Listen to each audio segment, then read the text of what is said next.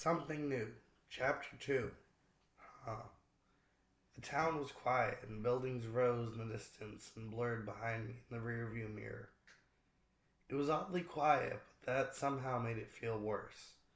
If it was normal, there would be light and background noise. Instead, there was nothing. It was infinitely more unnerving. It's just so quiet. Damn. Nothing is left, is there?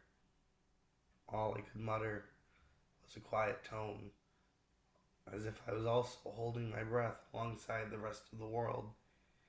It was weirdly calm, but not calming as everything was frozen in time. A plane then flew towards Boston and delivered a devastatingly large and unexpected napalm attack near the capital city.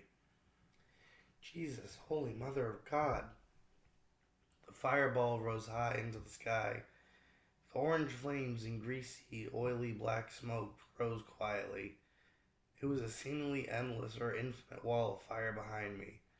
Did I need a gun, or was it better to do hand-to-hand combat?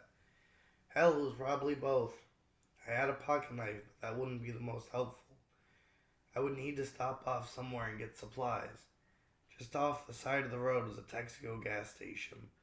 The lights were off and it was empty. I kept the car running and turned off the lights as I took out my knife. The door was open and I walked into the store and quickly gathered as much food and water as I could. Money wasn't important, but it was important to find a gun. I went behind the counter and picked out a silver Zippo and pack of blue American Spirits. Luckily, I also found a pistol with a full clip and box of ammo. I quickly made a few trips back to my car, to then put the lights back on and pulled onto the road. I rolled the windows down slightly and lit up the cigarette. Wasn't a great habit, but what doesn't kill you makes you stronger. Or that's what you tell yourself.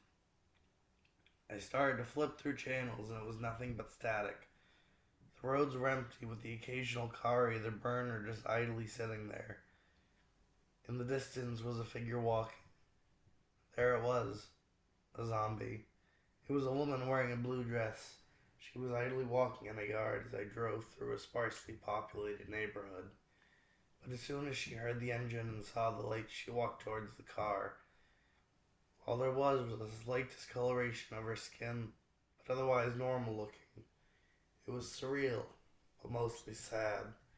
Most of humanity was dead and gone, and whatever remainder was left almost certainly was more deadly than ever before. The road was starting to become blocked by small debris at first. Then cars started to become more common. As I finally got to the bridge overlooking a river, it had collapsed and was actively burning.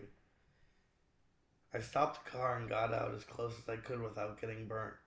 I looked around as the flames illuminated the road around the bridge. I could either go back the way I came, which was possibly filled with more zombies if I'm unlucky. I saw a plane fly above me, and a minute later, I heard a helicopter. I got back into the car, and the radio picked up a small brief signal. Boston has fallen. Commander, what do we do? Shit. Boston was gone. What else was left? I turned on the headlights and backed up and followed alongside the river for a few miles. The night was calm, besides the occasional gunshot or distant explosion. I got to the top of a large hill and looked as I rounded a corner. In the distance was orange and black smoke rising. My God, it's really all over. And I kept on driving. Where exactly was I going? Well, I guess I'll know soon enough.